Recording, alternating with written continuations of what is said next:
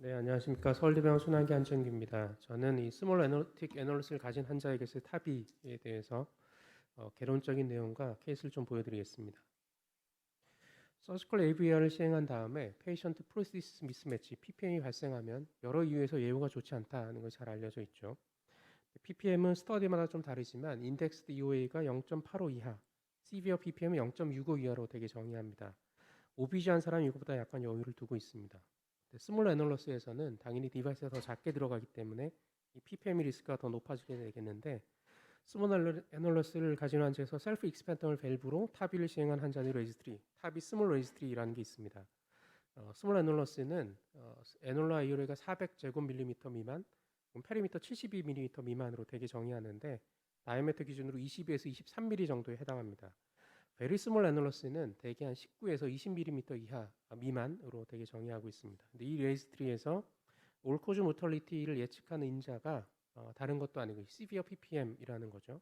그리고 PPM을 예측하는 인자는 어, 외국에는 이제 셀프 익스펜더 밸브도 여러 타입이 있기 때문에 그 중에서 인트로 애놀라 밸브 타입인 경우에 좀 더 리스키하다라는 것이고, 반면에 포스트 딜레이테이션 시행하면은 그 리스크를 줄일 수 있다, 프로텍티브하다라고 되어 있습니다.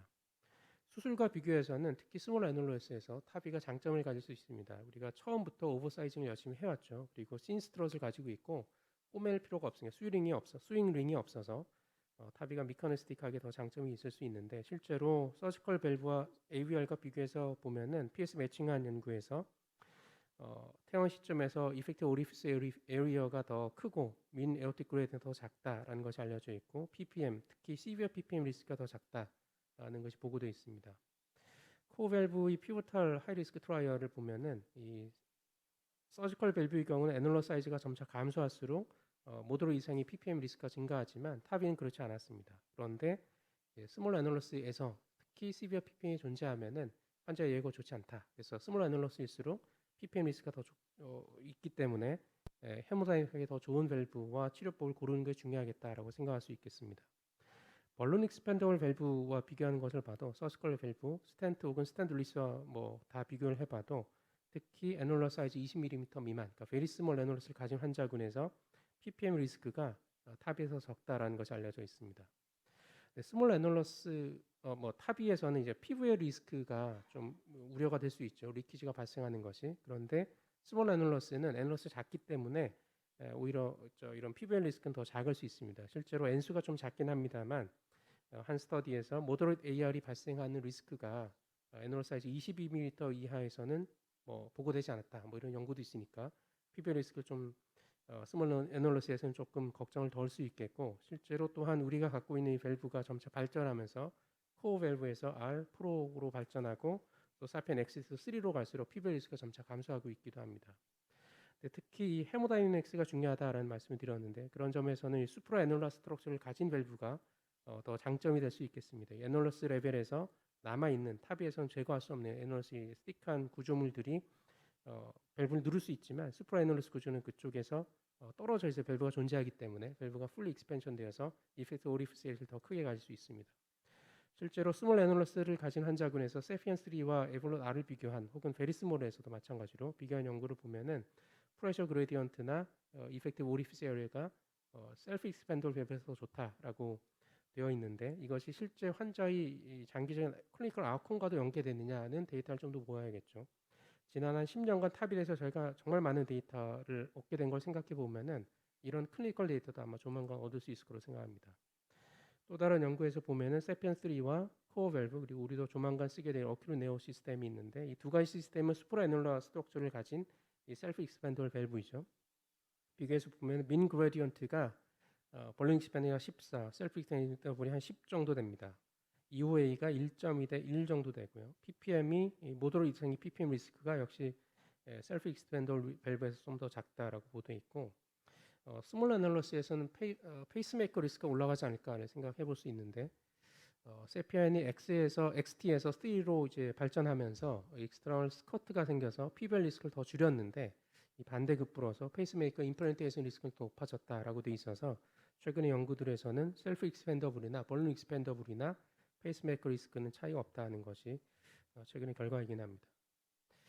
또 스몰 애널러스에서 세펜 XT와 코어 밸브를 비교한 RCT 결과를 보면은 EOA가 아까처럼 1.2 대 1 정도 되고요. 프레셔 그레디언트가 7 대 10 정도 됩니다.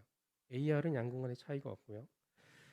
또 그 다음 버전인 에버드 R과 세펜 3를 비교한 레지스트리 데이터를 보면은 EOA가 1 대 0.8 정도 되고 프레셔가 역시 6에서 13 정도 됩니다. AR은 차이가 없고 PPM 리스크가 에볼로 시스템이 더 적다라는 것이 보고되어 있긴 합니다. 그래서 대개 프레셔 그레디언트가 대략 벌룬 익스펜더블의 경우에는 10에서 15 정도 스몰 애널러스에서, 그리고 셀프 익스펜더블 5에서 10 정도, 이게 최근에 나오고 있는 데이터들로 생각이 됩니다.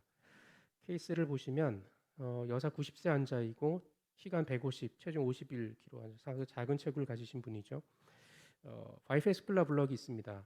그리고 이 애널러스 사이즈가 한 16에서 20mm, 그러니까 베리 스몰 애널러스를 가진 환자분이고요. 코로니 하이트가 8mm, 상당히 낮은 환자입니다. 그리고 SD 정션이 다이미터도 20mm 정도니까 모든 게 다 작죠. 이 환자는 에볼로 R 시스템, 이때 R이 있었던 시절이어서 R 시스템 23mm를 넣기로 했습니다. 그래서 페리미터 드라이브드 다이미터로 계산한 오버사이즈가 23% 정도 되는 것이고요. 베스트 앵글이 한 LAO 10 정도 됩니다. 이때는 이제 코스 오버뷰가 없었던 시절이었고, 여기서 3커스브 코플라인 뷰에서 임플란테이션 하기로 했습니다. 코로넬 하이트가 낮았기 때문에 혹시 이 밸브가 코로넬에 어떤 영향을 줄지 몰라서 18mm 벌룬 엔지오플라스티를 하고 코로넬 플로우가 잘 가는 걸 먼저 확인했었고요. 이후에 이제 밸브를 임플란테이션하고 아치를 넘겨서 3mm 정도 뎁스를 목표로 임플란테이션 시작했습니다. 기술 중에는 뭐 특별한 이벤트는 없었던 케이스였고, 그래서 임플란테이션 시작을 하고 뎁스는 한 3mm 정도를 유지할 수 있도록 했고요. 그 다음에 마지막 파이널로 임플란테이션 끝내기 전에 다이를 쏴봐서 코로넬 플로우가 잘 유지되고 있다는 것을 확인한 다음에 파이널 임플란테이션 과정을 거치고, 그다음에 여러 각도에서 찍어서 AR이 조금 있는 거는 확인했습니다. 여러 각도에서 뎁스가 적절한지, AR은 어떤지를 평가한 다음에 이제 끝냈고요. 프레셔 그레디언트를 직접 측정해 보면은 역시 5mm 머큐리 이하 미만으로 낮게 나오는 것을 확인할 수 있습니다. AR 인덱스가 18 정도니까 좀 AR은 좀 있었던 환자죠. 이 환자는 EKG는 이상이 없었는데 직후에는 나흘째 되는 시점에 이제 컴플리트 AV 블럭이 생겨서 결국 페이스메이커는 일단 임플란테이션 했습니다.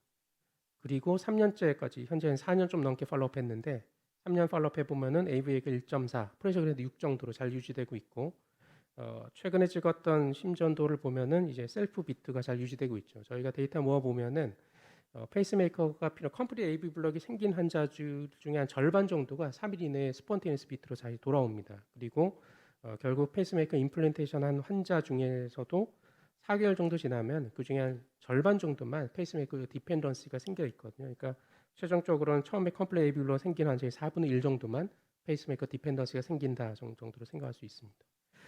또 다른 케이스는 85세 여자 환자분이고 심텀이 있었고, 이 환자도 시비어 AS로 진단이 됐습니다. 심전도는 특별한 이상성은 없고요.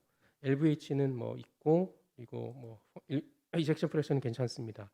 Vmax가 5 정도, 프레셔 그레이드가 78이고 AVA가 0.4 정도니까 베리 시비어한 AS가 있고요. 코로너리는 뭐 특별한 거 없었습니다.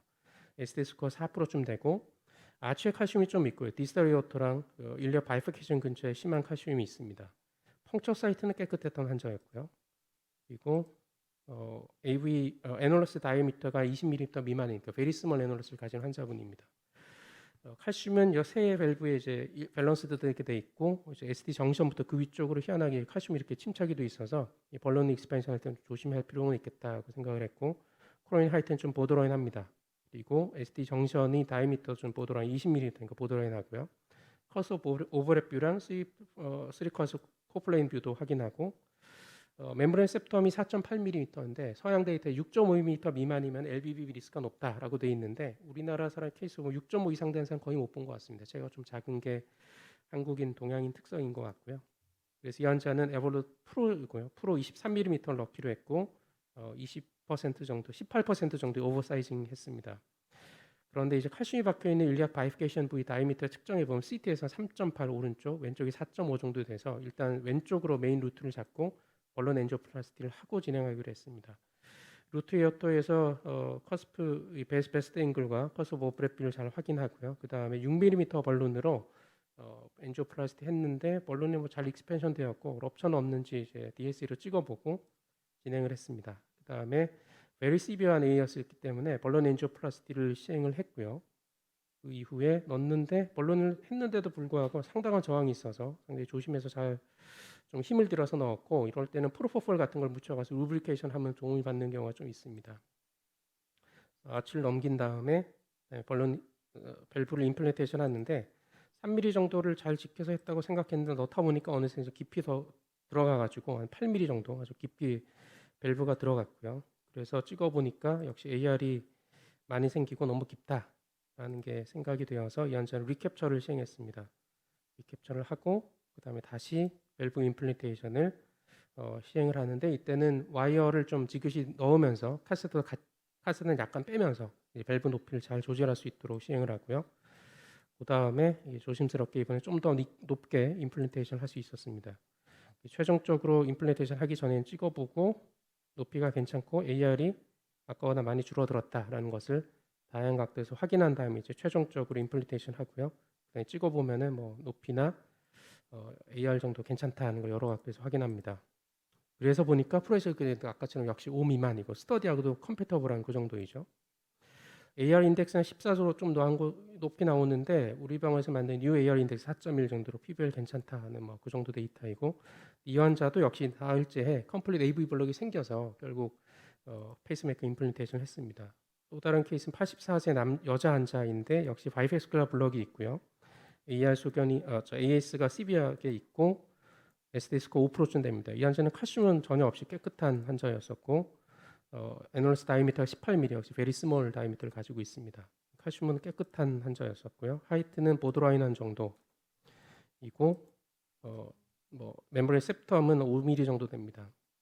그래서 이 환자는 이제 세피엔 밸브를 넣기로 했고 20mm를 넣기로 해서 마이너스 1.5 정도 하면 10% 오버사이징 되어서 마이너스 1.25 정도를 언더필해서 임플란테이션 하기로 했습니다. 엔지오그라피로 에어토그라피 시행하고 밸브 로딩한 다음에 밸브 높이 잡고 시술 중에는 뭐 특별한 문제는 없이 임플란테이션 했고, 임플란테이션 한 다음에 보면은 밸브가 조금 덜 펴져 있죠. AR도 있습니다. 그래서 좀 언더필이 부족했구나 해서 1cc 정도 오버필 한 다음에 벌룬 엔지오플라스를 다시 시행했고요. 이후에 T를 확인해서 파이벌 리키지가 미니멀하다는 걸 확인하고 임플란테이션 끝난 다음에 다른 각도에서 보면 PBL 없이 아주 깨끗하게 잘 임플란테이션 한 걸 볼 수 있습니다. 이 환자는 아까 스터디에서처럼 정말 프레셔 그레디언트가 잘 임플란테이션 됐지만 한 8 정도는 그래도 생기는 그런 상황이고 AR은 거의 없습니다. EKG는 뭐 특별한 문제 없었고요. 그래서 요약하자면 PPM이 환자의 나쁜 예와 잘 연계가 되는데 그런 점에서 타비가 좋은 장점을 가질 수 있습니다. 특히 스몰 애널러스에서는 PBL 리스크가 좀 적다라는 게 장점이 될 수 있고요. 밸브끼리 비교해 보면은 벌룬 익스펜더블보다 셀프 익스펜더블의 헤모다이나믹 확인이 더 좋다라고 돼 있고, 다만 이것이 클리니컬 아웃컴까지 연계되느냐는 좀 더 많은 데이터가 필요하겠습니다. 페이스메이커 임플란테이션 리스크는 문헌상에서는 차이 없다라고 되어 있는데 우리 경험에서는 아까 보셨다시피 셀프 익스펜더블에서 페이스메이커 임플란테이션 한 케이스가 좀 생겼긴 했습니다. 여기까지입니다. 경청해주셔서 감사합니다.